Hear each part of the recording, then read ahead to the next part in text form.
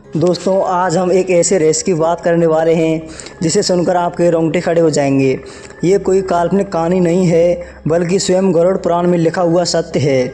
दोस्तों जब कोई इंसान इस धरती को छोड़कर जाता है तो उसकी आत्मा पहली रात कैसी होती है, उस आत्मा के सामने कौन आता है, उसे कैसा अनुभव होता है और सबसे बड़ी बात है उस रात उसके साथ भगवान विष्णु और यमदूतों का क्या संबंध होता है, यह सब जानना हर इंसान के लिए ज़रूरी है।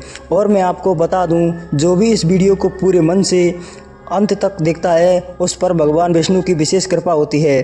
तो चलिए इस रहस्यमयी यात्रा की शुरुआत करते हैं।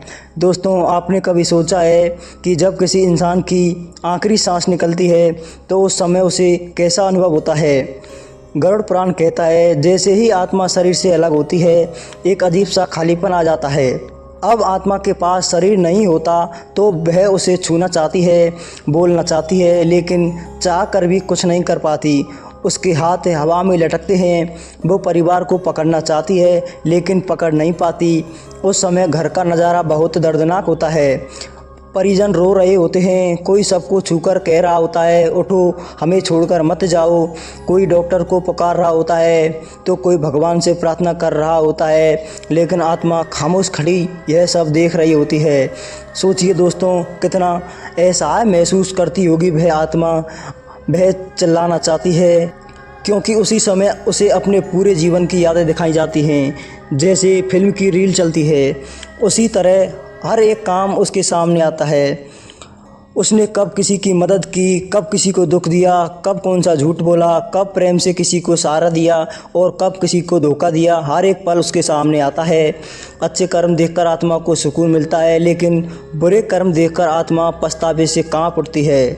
दोस्तों पहली रात आत्मा को अपने परिवार से सबसे गहरा जुड़ाव महसूस होता है। गरुड़ पुराण कहता है आत्मा अपने घर के हर कोने में घूमती है, वह अपने बच्चों को देखती है, उनके सिर पर हाथ फेरना चाहती है, वह अपने माता पिता या जीवन साथी को देखती है और सोचती है काश मुझे थोड़ा और समय मिल जाता, मैं सबका ख्याल रख पाता, लेकिन अब समय उसके हाथ में नहीं होता है।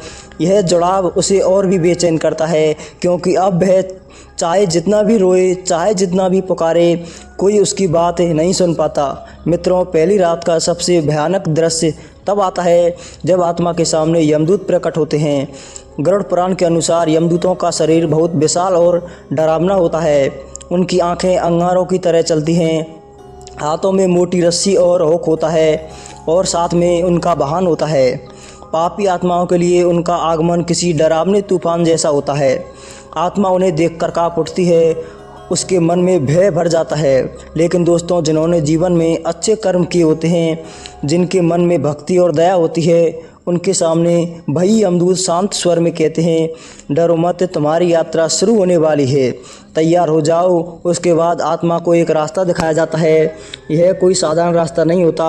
गरुड़ पुराण कहता है यह मार्ग कई रूप लेता है।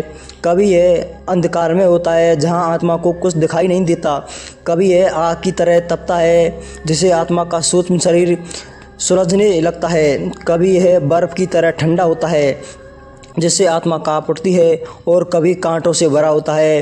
हर कदम पर आत्मा को चुभन होती है, लेकिन जिन्होंने जीवन में पुण्य किए होते हैं उनके लिए यह मार्ग फूलों से भरा होता है।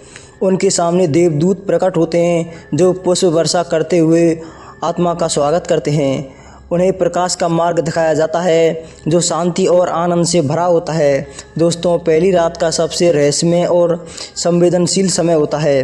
अंतिम पहर जब पूरा घर गहरी नींद में होता है उस समय आत्मा सबसे ज़्यादा बेचैन होती है।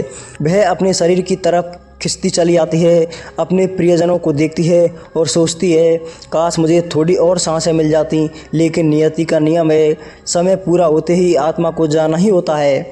गरुड़ पुराण में लिखा है जो आत्मा पहली रात में अपने कर्मों को देखकर पछताती है वह अगले 11 दिनों तक बार बार भगवान को याद करती है, और जिसे भगवान विष्णु याद आते हैं उसके मार्ग को स्वयं भगवान विष्णु प्रकाशित करते हैं।